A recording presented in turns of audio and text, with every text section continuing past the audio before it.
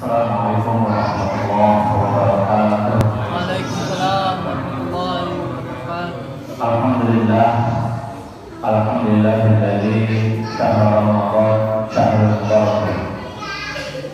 Wassalatu wassalamu ala rasulillah sayyidina Muhammad wa ala alihi wa sahbihi. Amma ba'du. Hadirin jamaah salat tarawih yang dimuliakan Allah Subhanahu wa taala. Alhamdulillah, kesempatan malam hari ini kita masih diberikan kemudahan oleh Allah Subhanahu wa taala sehingga kita bisa melaksanakan ibadah sebagaimana mestinya, dan ini merupakan satu nikmat yang luar biasa yang memberikan kepada kita. Salawat dan salam tercurah limpahan kepada Nabi kita Muhammad Sallallahu Alaihi Wasallam. Mudah-mudahan kita selalu senantiasa bisa mengikuti jejak langkah Rasulullah Sallallahu Alaihi Wasallam dan mendapatkan syafaat beliau di hari kiamat nanti, dan terutama mendapatkan syafaat Rasulullah pada kegiatan ibadah harian kita. Hadirin jamaah salat tarawih yang dirahmati Allah Subhanahu wa taala. Hari ini kita berduka kehilangan 5 sosok ulama besar yang menjadi tokoh dan panutan kita semua yang mengajarkan ilmunya kepada kita.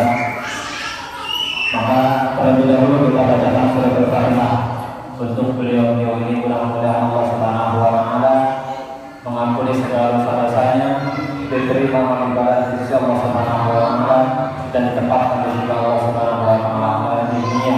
Wa ala kulli shay'in Nabi Al-Fatihah.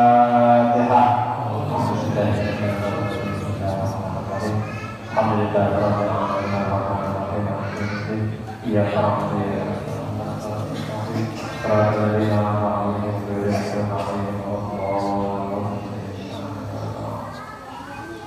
Alhamdulillah hadirat jamaah salat tarawih dirahmati Allah Subhanahu wa taala. Kita sudah memasuki hari ke-9 10 di bulan Ramadan. Sudah masuk fase 10 awal di bulan Ramadan. Ada mungkin dulu kita pernah diajarkan ketika berbuka puasa dengan yang manis. Sampai sekarang seperti itu ya. Kalau siapa itu, pendapat siapa itu pendapatnya Imam Ruyani. Di dalam kitab Fathul Mu'in dijelaskan, pendapat Imam Ruyani yang mengatakan bahwa berbuka dengan hal-hal yang manis itu dhaif, lemah. Apakah boleh? Kalau memang kita pakai boleh, untuk diri sendiri boleh. Kalau kita biasa menggunakan itu boleh. Terus bagaimana yang afdal seperti apa? Yang afdal itu dengan 1 tegukan air dulu, minum air putih kalau ada air zam-zam. Lebih bagus air zam-zam kalau ada air putih. Setelah itu makan kurma, kalau ada kurma, 3 butir kurma. Kalau nggak ada cukup dengan 1 tegukan air. Jadi sekarang kita tahu. Jadi yang mengatakan bahwa berbuka dengan hal-hal yang manis itu sunnah, itu adalah pendapatnya Imam Ruyani. Jelas dikatakan dalam kitab Fathul Mu'in.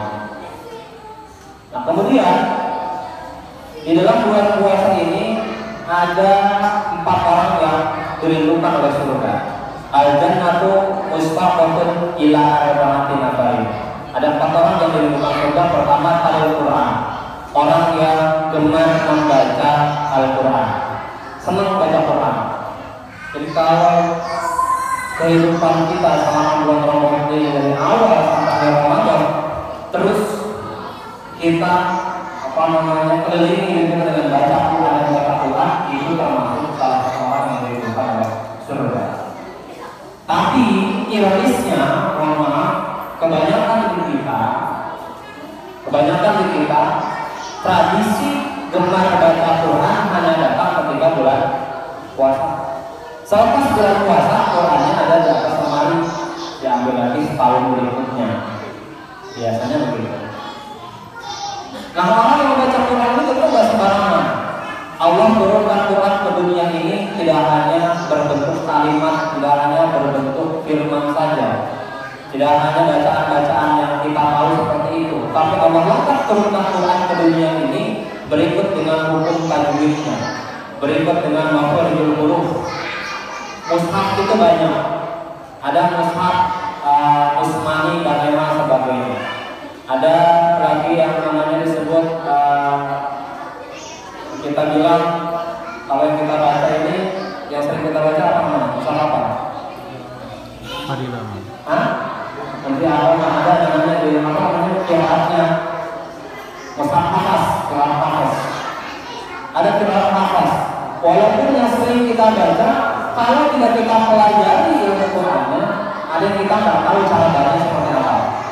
Misal di dalam qiraat hafaz itu ada namanya imalah. Cuma satu, kalau tidak salah ada satu-satunya imalah. Bismillahirrahmanirrahim wal musaha dibaca imalah. Imam itu gimana sih? Kayak miring, apa ya bahasanya? Majro dibaca majreha. Ada satu-satunya dalam qiraat hafaz. Tapi dalam qiraat warosh itu banyak. Imam itu banyak dalam qiraat warosh.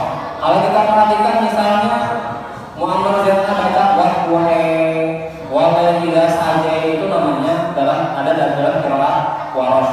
Ada dalam qiraat kumpul beberapa ada. Bagaimana kalau kita baca seperti itu? Selain dari satu ayat tadi dalam qiraat hafaz, boleh nggak? Untuk kita yang tidak mempelajari qiraat sab'ah, qiraat 7 itu imamnya ada 7, mereka masing-masing punya guru 2, berarti ada 14. Ada qiraat sab'ah, ada qiraat asyirah. Qiraat sab'ah itu 7, bacaan 7 itu macam-macam cara baca yang kita baca qiraat hafaz. Imam cuma satu di dalam qiraat hafaz, bismillahirrahmanirrahim. Ada lagi sakta. Sakta itu kita berhenti sejenak tanpa harus mengambil nafas, nggak boleh bernafas. Nyela nafas nggak boleh. Itu dalam surah Yasin ada. Ada lagi misalnya Allah rona bar berhenti, jangan Allah rona rona berhenti sejenak tanpa harus mengambil nafas, nggak boleh. Kita ambil nafas. Kemudian ada namanya tashil. Ini yang mungkin mohon maaf di antara kita yang di sini mungkin masih belum familiar dengan umum tajwid tashil. Di dalam qiraat hafaz kalau tidak salah juz ke-24 terakhir waktu juz 25 itu ada hukum tashil. Bagaimana tashil? Ada kalimatnya kalau tidak salah a'jamiyun. Ada yang sudah mau selesai baca Qurannya? Atau yang lewat 24 atau 25 antara 24 25 ketemu dengan kalimat a'jamiyun, hamzah, ain, jim, lam, ya, a'jamiyun. Sering baca ada? Itu dibaca bukan a'jamiyun. Ada keterangan namanya tashil. Ada? Kalau ada coba dibuka tashilun. Kenapa ada keterangan tashil bukan dibaca a'jamiyun tapi dibaca a'jamiyun? Hamzah yang kedua hilang. Namanya tashil. Kalau dalam qiraat yang lain itu ada, saya lupa apa qiraat Bazi atau qiraat Warosh, itu ada di dalam surat Al-Baqarah, a'al dartahum, ada dibaca dartahum, ada dibaca ahal dartahum. Itu bagi yang belajar qiraat sab'ah. Maka Quran itu nggak Allah turunkan semata-mata begitu aja kita baca seenaknya, nggak bisa. Rasul menjelaskan rubah qari'in wal Qur'anu yang berapa banyak di antara kita yang baca Quran tapi malah bukan dapat pahala Quran. Apa yang dapat? Al-Quran malah melaknat orang yang baca. Kok bisa begitu? Kan katanya kita baca dapat pahala, betul. Tapi kalau baca sambil belajar, ini kita baca udah nggak tahu, nggak paham dan nggak pernah mau belajar sampai sekarang. Itu ya dobelnya 12 setan, 20 gitu. Jadi dia udah nggak tahu dan nggak mau belajar, itu Quran akan melaknat.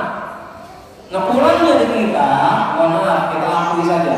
Qurannya di kita, taklim Quran itu Quran, terutama tajwid, makharijul huruf itu Quran. Maka program yang ada di MNH ini jalanin. Kalau misalkan yang jauh sibuk, cari yang dekat. Kalau yang dekat sibuk, cari orang yang bisa untuk mengajarkan.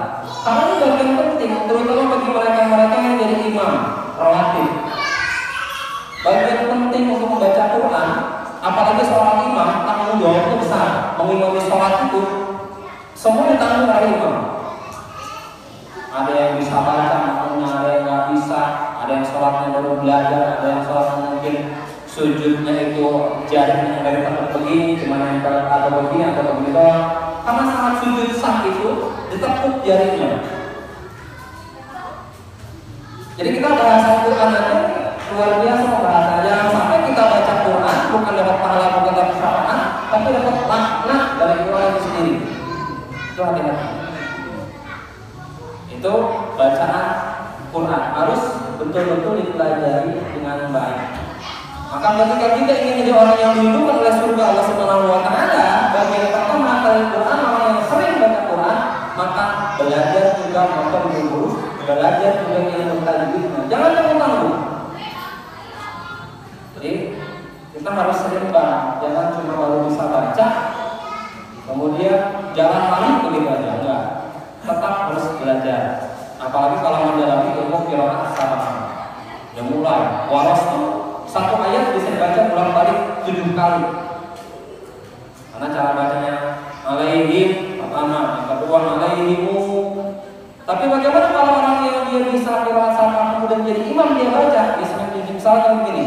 Ihdinas siratal mustaqim siratal ladzina an'amta 'alaihim ghairil maghdubi 'alaihim waladdallin. Dia ulang. Ihdinas siratal mustaqim siratal ladzina an'amta 'alaihim ghairil maghdubi 'alaihim waladdallin. Orang yang bisa baca qiraat sab'ah, belajar qiraat sab'ah, dia jadi imam sementara makmumnya tidak ada yang tahu tentang qiraat sab'ah, enggak boleh jadi imam. Dengan catatan dia baca dengan qiraat yang lain. Boleh jadi imam kalau dibacanya qiraat hafaz. Itu pertama. Yang kedua, yang surga dibuka itu selain orang yang gemar baca Quran di bulan Ramadan adalah mereka yang menjaga lisan. Yang menjaga lisan. Maka kita diajarkan oleh guru-guru kita dari semenjak kita diajarkan untuk berpuasa kecil sampai sekarang. Coba kita perhatikan. Puasa kita dari mulai kita diajarkan berpuasa oleh orang tua sampai sekarang kita sudah wajib berpuasa. Kira-kira puasa kita sudah meningkat belum? Apa hanya sekedar nahan lapar dan haus? Atau sudah mulai meningkat? Telinga dijaga, mata dijaga, hidung dijaga, tangan dijaga, hati dijaga, kaki dijaga. Sudah belum? Saya kalau ketemu belajar dengan beberapa guru, kalau kita belajar santai-santainya, karena selalu tertawakan. Kalian dari dulu awal belajar berpuasa sampai sekarang paling cuma nahan lapar dan haus, nggak pernah mau meningkat puasa. Apa bedanya kita dulu ketika kecil dengan sekarang sudah dewasa? Mana peningkatan ibadah kita? Kalau cuma stagnan di situ, apa bedanya kita dengan anak kecil yang baru belajar puasa? Yang nggak puasa nanti bukan zuhur ya, ntar puasa lagi sampai maghrib. Yang nggak apa-apa puasa lapar tidur dan tidur. Apa bedanya kita dengan anak kecil? Daripada lapar, daripada haus tidur. Kan tidurnya ibadah. Tidur yang bagaimana ibadah? Kalau bablas tidurnya habis subuh sampai ketemu maghrib dia baru bangun, sama aja. Itu bukan ibadah. Jadi menjaga lisan termasuk latihan kita. Tapi sekarang bukan hanya menjaga lisan, menjaga jari untuk tidak mengupdate, memposting status-status yang memang tidak bisa dipertanggungjawabkan. Hati-hati. Karena dalam Quran surah Yasin jelas, nanti mulut itu akan tidak bisa bicara. Yang bicara siapa? Tangan, mata, kuping, kaki yang akan menjadi saksi. Akan dikunci mulut kita di hadapan Allah Subhanahu wa Ta'ala. Inilah anggota tubuh kita yang menjadi saksi. Bahkan bukan anggota tubuh saja menjadi saksi. Mic yang saya pakai jadi saksi. Sejadah yang saya injak jadi saksi. Bumi yang saya pakai sholat jadi saksi. Itulah kenapa setiap sholat sunnah beres sholat wajib, misalkan hari Isya, sholat sunnah kenapa harus bergeser sedikit tempatnya? Karena tempat yang kita injak untuk menjadikan ibadah akan jadi saksi. Jadi yang jadi saksi supaya banyak, nggak di sini aja. Ente nggak punya saksi banyak, sholatnya tempatnya di situ aja. Nah, lain nggak punya tempat, maka ketika sholat sunnah, sholat di situ, kemudian di belakang, kemudian sholat depan pakai untuk sholat wajibnya, bagiannya mana? Geser lagi Maka harus lisan perlu kita jaga lisan kita. Kalau kita ingin diridhoi oleh Allah Subhanahu wa Ta'ala.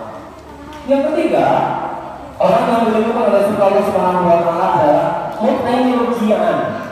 Orang yang memberikan makan kepada orang yang lapar di bulan puasa. Ini luar biasa.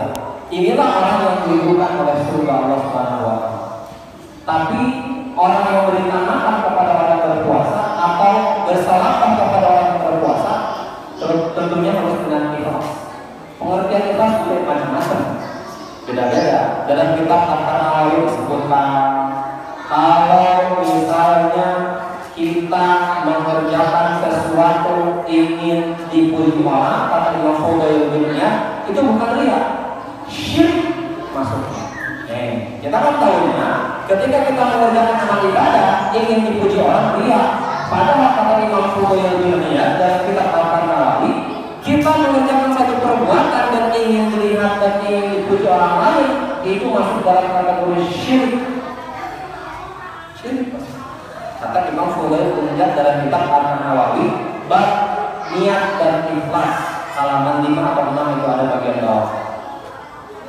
Ya, jadi begitu luar biasa. Bahkan disebutkan dalam keterangan orang yang memberikan sedekah kepada orang yang berbuka puasa walaupun cuma satu tegukan air minum, di hari kiamat nanti dia akan diberikan minum satu tegukan oleh Allah Subhanahu wa Ta'ala, di mana ketika di hari kiamat semua orang akan haus selama-lamanya, tapi dia dengan sekali teguk minum yang diberikan Allah tidak akan pernah merasakan haus di hari kiamat. Walaupun cuma satu teguk air minum. Maka beruntunglah mereka pejuang-pejuang sedekah untuk iftar jamaah di masjid. Pahalanya tinggi di hadapan Allah Subhanahu wa Ta'ala. Kemudian beberapa tahun terakhir sampai sekarang ini ada doa yang berkaitan dengan berbuka puasa. Sering mungkin kita mungkin sudah mendapatkan banyak siaran atau postingan. Allahumma masukku di hilang. Yang benar jawaban zona waktu dan berpuasa pada hadis Allahumma ala checklist betul. Di dalam fikih sunnah Sayyid Sabiq hadisnya ada dua. Pertama menjelaskan hadisnya Allahumma masukku berapa kalau lupa. Yang kedua hadisnya jawaban zona waktu dan berpuasa pada hadis Allahumma silakan kalau lupa. Terus bagaimana kalau dua begitu? Kalau mau adil pakai dua-duanya. Allahumma masukku wa bika amantu wa ala rizqika afdaltu da'abal zama'u wa kallatul ma'ruf wa sabatul adil insyaallah ta'ala. Selesai, tidak ribut mempermasalahkan doa berbuka puasa. Saya makan nggak bisa, doa sendiri istilah mana Allah terima kasih pertama kau berikan kepada untuk berbuka puasa. Selesai. Yang jadi masalah adalah ketika orang meributkan doa berbuka puasa ini tidak benar ini benar. Bagaimana orang yang tidak bisa doa berbuka puasa? Kasihan mereka. Tidak begitu. Jadi memberi makan orang lapar di bulan puasa pahalanya luar biasa. Yang terakhir, berpuasa di bulan Ramadan. Orang yang berpuasa di bulan Ramadan termasuk orang yang dirindukan oleh surga Allah Subhanahu wa Ta'ala. Oh, kalau begitu kita ada bulan Ramadan kata. Karena yang dimaksudkan puasa di bulan Ramadan totalitas puasanya itu betul-betul. Jadi totalitas puasanya betul-betul dijaga. Bukan hanya maunya kita puasanya, enggak. Berdasarkan ajaran agama Allah, berdasarkan ajaran para ulama, berdasarkan kitab Allah, berdasarkan hadis. Totalitas itu yang dirindukan surga Allah Subhanahu wa Ta'ala. Tapi kalau tidak totalitas menjalankan puasa, tidak termasuk bagi orang yang dirindukan oleh surga Allah Subhanahu wa Ta'ala. Mungkin banyak di antara kita yang alhamdulillah sudah totalitas. Mungkin juga banyak di antara kita yang mungkin belum totalitas puasa. Maka ketika belum totalitas kita berusaha. Ketika ada usaha dari kita maka Allah akan melihat. Karena as-sawmuli wa ana al-zini. Puasa itu kata Allah milikku. Hanya aku yang akan membalas pahala puasa. Hanya aku yang tahu pahala puasa. Kita nggak tahu pahala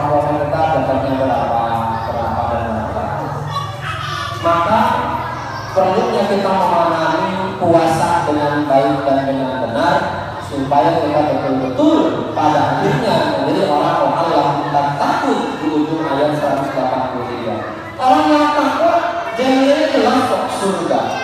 Itu janji Allah, tidak pernah berbohong. Ketika kita laksanakan itu dengan baik, dengan sungguh-sungguh, insya Allah kita dapat tiket surga. Bahkan surga yang Allah berikan untuk orang puasa di bulan Ramadan khusus, yaitu surga Ar-Rayyan yang diberikan kepada orang-orang yang puasa di bulan Ramadan. Maka bulan Ramadan yang kita bisa temui pada kesempatan umur kita hari ini, kita laksanakan dengan baik, kita jalankan dengan baik, jangan kita sia-siakan begitu saja. Belum tentu kita sampai kepada ujung Ramadan. Kita bicara hakikatnya umur tidak pernah ada yang tahu sampai kapan umur kita akan tetap ada di dunia. Kalau bisa berakhir sampai akhir Ramadan, alhamdulillah, sukses berarti. Tapi kalau tidak bisa kita sampai akhir Ramadan, maka saatnya dari sekarang kita mulai sungguh-sungguh untuk melaksanakan ibadah puasa. Puasa kita pun juga tidak serta-merta akan langsung naik dan diterima Allah Subhanahu wa Ta'ala. Karena puasa seseorang itu akan tertahan di antara langit dan bumi sampai dia menunaikan zakat fitrah. Maka tadi diumumkan tanggal 15 Ramadan sudah mulai membayar zakat fitrah.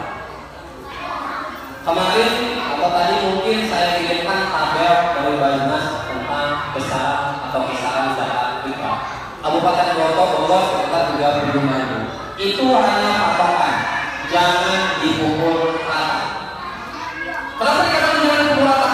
Setiap orang mungkin berbeda konsumsi berasnya masing-masing. Karena bayar zakat fitrah itu disesuaikan dengan kadar beras yang biasa dikonsumsi oleh kita masing-masing. Kalau biasanya mengkonsumsi beras 1 liter harga 100.000, kadar luarsa tanggal 35.000 bayar zakat fitrah nggak bisa berfungsi. Kalau dia bayar makan beras hanya 1 liter 100.000, masa mau bayar zakat fitrah 35.000? Kalau ada besok zakat fitrah bayar 35.000, ternyata diteliti dia makan beras 1 liter itu 100.000, balikin, tidak sesuai dengan kehidupan kita. Maka harus disesuaikan. Itu ada nanti bisa menyesuaikan. Kalau ternyata ketika kami hitung dari hal sebagainya sudah sesuai, baik yang 8.000, baik yang 9.000, 10.000, 11.000, ternyata sudah ada lebihnya dari 35.000 tadi, boleh kalau mau disamakan. Boleh, kira-kira seperti itu. Tuh, silakan. Niatnya pun nanti pengurus panitia itu akan masing-masing nanti ada untuk sendiri bagaimana, kalau mewakilkan anak gimana, mewakilkan istri gimana, kalau buat semuanya gimana, itu masing-masing ada niat. Ada doa menerima zakat. Silakan. Mau pendek doanya, mau pendeknya boleh. Ada kalau lima itu, apa kalau lima tak boleh jauh kalau pendek begitu selesai. Mau ditambahkan doa saja, terserah masing-masing. Bagaimana kalau nggak didoakan, nggak ada akan terima, ada yang ngomong boleh? Boleh saja. Dengan ucapan kita saya terima zakatnya. Terima kasih banyak, selesai. Tapi memang belakangan ada di antara kita termasuk di kampung sendiri katanya kalau mau didoain nggak afdol, pengennya didoain. Belajar bagaimana penerima zakat kita untuk mempelajari tata cara doa menerima zakat kita. Belajar. Karena sesungguhnya orang-orang yang ditugaskan sebagai panitia zakat fitrah adalah mereka yang sudah mengerti dan paham tentang pembahasan masalah zakat fitrah. Paham, ngerti.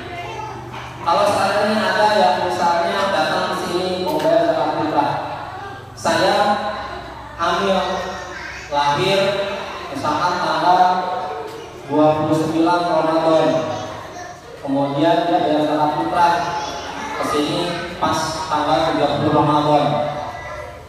Dia tanya, Ustaz atau Bapak, anak saya baru tanggal 29, berarti dizakatin enggak ya? Kalau yang nggak tahu, mungkin dia bilang nggak usah, lu kan baru lahir, masa harus dizakatin. Kalau yang tahu, mungkin zakatin dulu. Atau yang nggak boleh zakatin dulu udah lahir. Tapi bagaimana kalau misalkan kondisinya lahir tanggal 29 Ramadan, meninggal tanggal 30 Ramadan sebelum maghrib?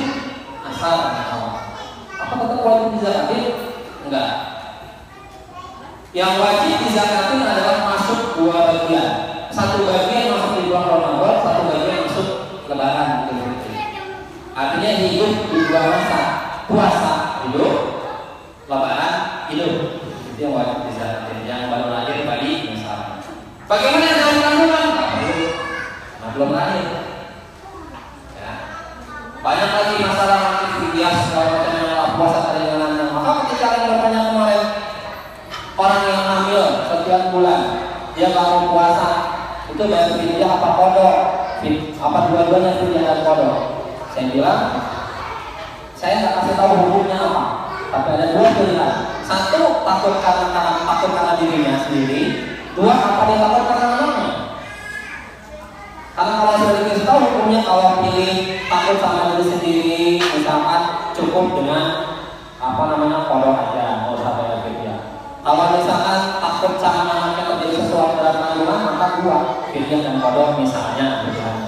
Kalau disertakan dengan jawaban hukum begitu, nanti dia akan pilih yang paling enak dong tentunya. Daripada saya harus bekerja sama kodok, mendingan saya kodok aja deh, satu aja deh, pilih aja kodok ini ya. Maka kemarin saya kasih solusinya, tanya dulu dua ini, dia pilih yang mana.